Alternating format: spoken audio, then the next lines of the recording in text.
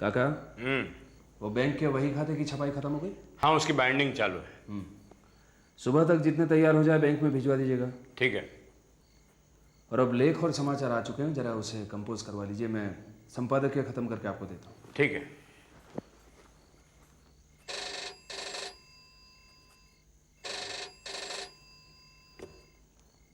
Hello. Hello अभिषेक, घर कब आ रहे हो? बेला, अभी बहुत काम बाकी है यहाँ पर, मुझे देर हो जाएगी। अभिषेक, मैं इंतज़ार कर रही हूँ। नहीं, मेरा इंतज़ार मत करो, मुझे अभी काफ़ी वक्त लगेगा। ऐसा करो, तुम सो जाओ, मैं यहीं पर सो जाऊँगा, ठीक है?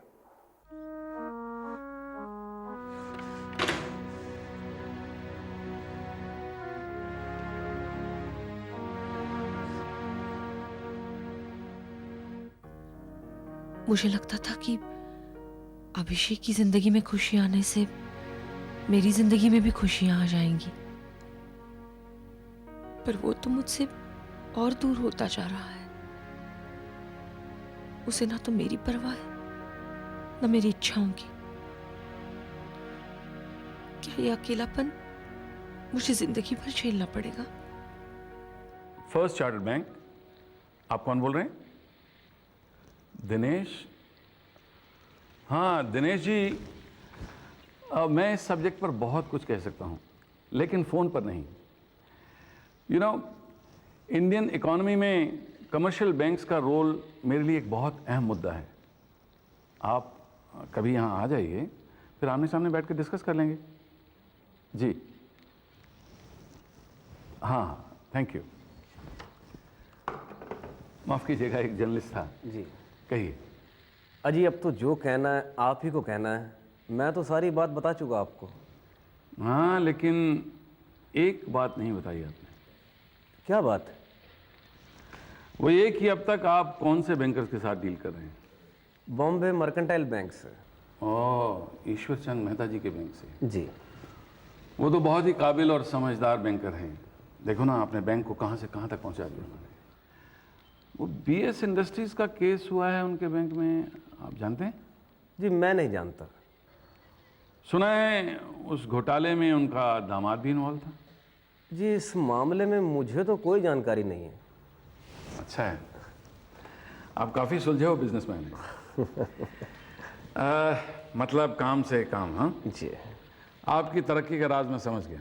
अजी कहाँ जनाब, तरक्की की होती तो आज आपके सामने यूँ हाथ फैलाए बैठा होता। इसके जिम्मेदार तो ईश्वर चंद मेहता हैं। पता नहीं आपकी मदद उन्होंने क्यों नहीं की।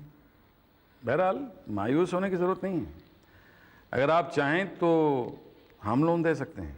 ये लोन के लिए तो मैं आपके पास आया हूँ। हाँ, लेकिन हमारी एक छोटी सी शर्त है जो आप पूरी भी कर सकते हैं। बताइए। आज के बाद आपके बैंक का तमाम कारोबार हमारे बैंक के थ्रू होगा। नहीं जनाब, ये सब मैं नहीं कर सकता। आप खुद सोचिए ना, उन्हीं की बदौलत तो मैं आज यहाँ पहुँचा हूँ। बिल्कुल ठीक कहा आपने, उनकी वजह से ही आप यहाँ तक आए हैं। देखो मारवा साहब, अगर उन्होंने आपको लोन दे दिया होता तो आज आप मेरे सामने ना बैठे होते।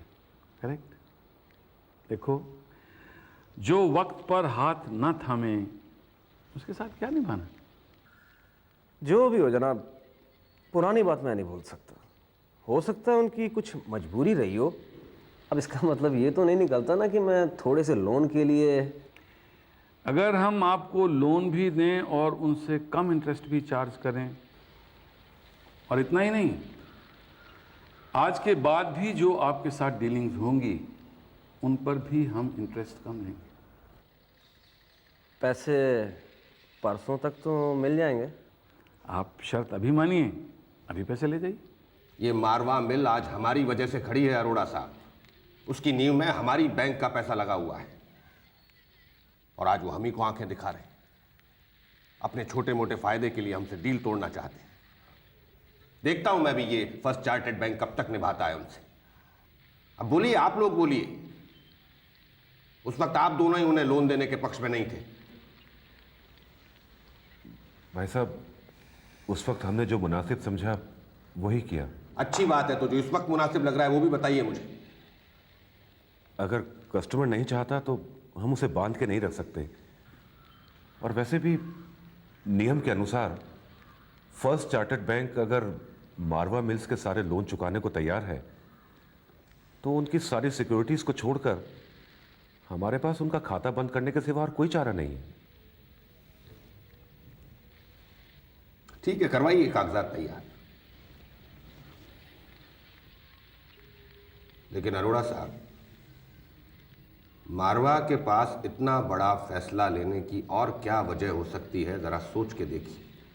वजह एक ही है, मारवा साहब को रॉ मटेरियल खरीदने के लिए पैसा चाहिए था और इन्हीं शर्तों पर उन्हें वहां से पैसा मिल रहा होगा।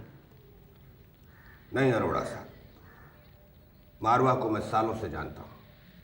सिर्फ इतनी सी बात के लिए वो हमसे रिश्ता नहीं तोड़ेगा। इस बात का मुझे तब भी भरोसा था, इसीलिए मैंने आप दोनों की बात मानी थी। काका, हो सकता है फर्स्ट चार्टर्ड बैंक हमसे कम इंटरेस्ट पर लोन देने के लिए तैयार हुआ हो। हमसे कम इंटरेस्ट पर? कैसी बातें करती हो, ऐसा नहीं हो सकता। हो सकता है। अब तुम अटकलें मत लगाओ, पता करो।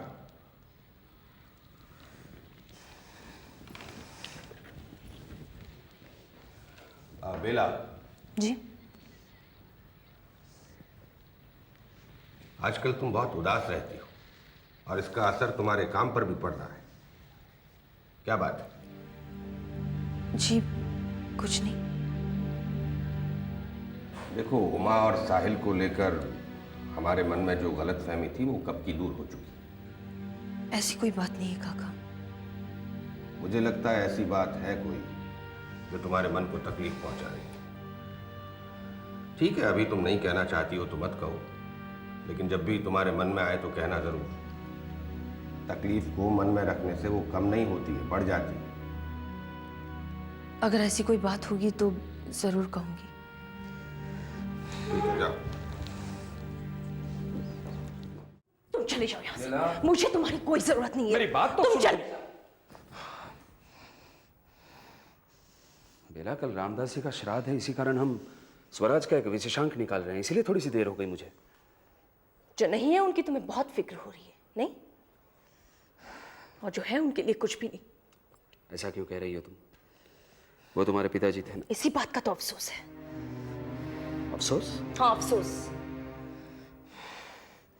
इस बात का अफसोस है कि मैं एक देशभक्ति के नाम पर शहीद हो जाने वाले की बेटी, ईश्वरचंद की नहीं तो मैं भी उमा की तरह ऐश करती। चंद रुपल्ली के लिए बैंक में चाकरी नहीं करती। ओह, अगर इस बात की तुम्हें शर्म लग रही है तो छोड़ दो नौकरी। नौकरी छोड़ दूं? घर पे बैठ जाऊं? किसके भरोसे? तुम्हारे भरोसे? एक ऐसे पति के भरोसे जो अपनी पत्नी को कभी किसी प्रकार का सुख न दे। तुम्हें खुद को पता नहीं है तुम्हें किस तरह का सुख चाहिए और सुख के मायने क्या होते हैं। अगर पता होता तो इस तरह से इधर उधर भटकती नहीं रहती तुम।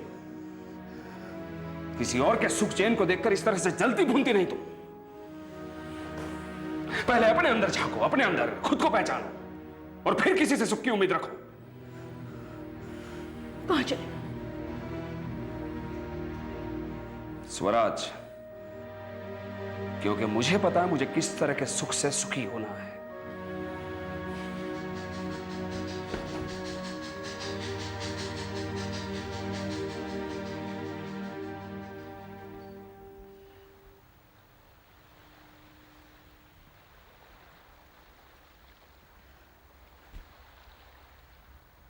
कस्तूरी, ऐसे क्यों बैठी है? कुछ नहीं, बस यूं ही। बचपन से जानती हूँ बेटी तुझे, पहले तो ऐसा कभी नहीं हुआ। पहले कभी हालात भी तो ऐसे नहीं हुए। वो तो है, लेकिन तू जरूर कुछ मुझसे छुपा रही है और ये आज पहली बार हुआ है। पता नहीं क्यों मम्मा, आज पापा की बहुत याद आ रही है। बस यही बात है। देख कस्तूरी, मैं तुझे बचपन से जानती हूँ और जो बात तू अपने बाबा को नहीं बता पाती थी ना, वो मुझसे आके कह देती थी। फिर आज ऐसा क्या हो गया जो मुझसे छुपा रही है?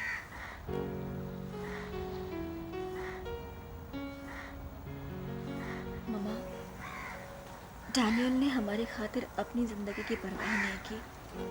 इसमें हमारा क्या कसूर?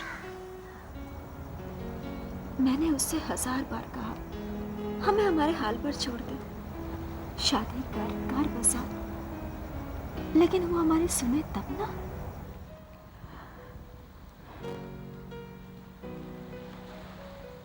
देख कस्तूरी, अब तू भी मेरी तरह माँ बन चुकी है। तू मुझे अच्छी तरह समझ सकती है। अगर अपने बेटे को मैंने कुछ बुरा भला कह दिया तो तूने उसे सच मान लिया।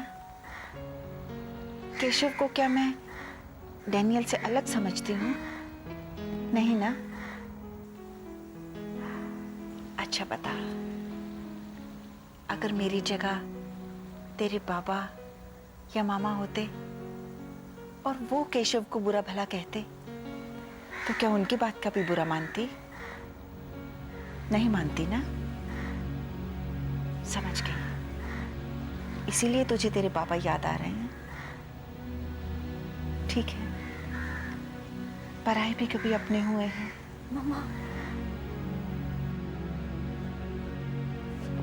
मामा मुझे माफ कर दो, मैंने तुम्हारा दिल दुखाया। रोते नहीं बेटा, नहीं रोते। मैं तुझे अच्छी तरह समझ सकती हूँ। जिस औरत के पति का आता पता ना हो और वो उसका रास्ता देखते देखते थक गई हो, वो दुनिया में कितनी अकेली हो जाती है। उसे अपने भी पराये लगने लगते हैं। जब तक मैंने डैनियल के बाबा की मिट्टी नहीं देख ली थी, तब तक मुझे डैनियल का भी कहाँ होश था। नहीं बेटे, तेरे साथ ऐसा नहीं होगा, नहीं होगा ऐसा तेरे साथ। तेरे साथ साथ हम भी तो प्रार्थना करते हैं, वो हमारी जरूर सुनेगा बेटी। वो केशव को हमारे पास जरूर भेज देगा, जरूर भेज देगा बेटे। तो दर्शन ही दुर्लभ हो गए हैं जीजा जी। अपने सिवा आपको किसी की फिक्र ही नहीं। क्यों बेला? ऐसी कोई बात नहीं है उमा, थोड़ा सा वक्त नहीं निकल पा रहा है। बेला से मैं पूछते रहता हूँ आप लोगों के समाचार। कभी तो आ जाया कीजिए। आऊँगा।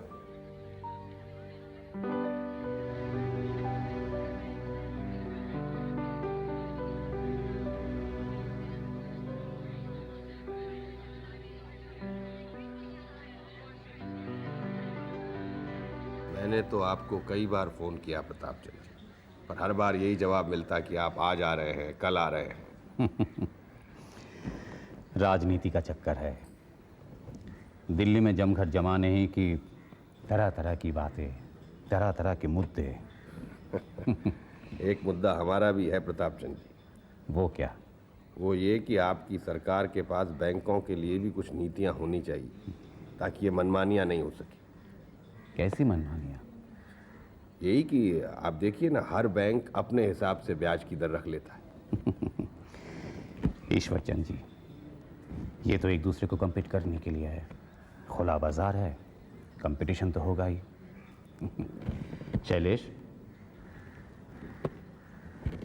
ये शैलेश है, मेरा इकलौता बेटा। अच्छा अच्छा। How do you do, sir? बेटा Sorry, I'm sorry. खुश रहो खुश रहो। विदेश से पढ़कर आया है। अच्छा अच्छा। नौकरी नहीं करना चाहता, बिजनेस करना चाहता, लेकिन मेरे पास पैसा कहाँ है। जो था वो तो पढ़ाई लिखाई में खर्चा हो गया। अब करे अपना अपना। Excuse me. हाँ बेटा।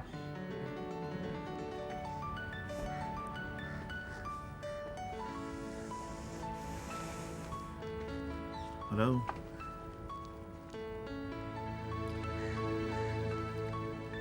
Are you the daughter of?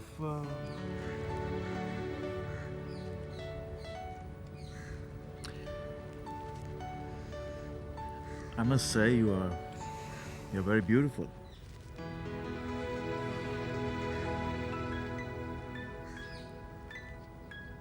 आप बहुत खूबसूरत हैं। मुझे अंग्रेजी समझ में आती है। Excuse me.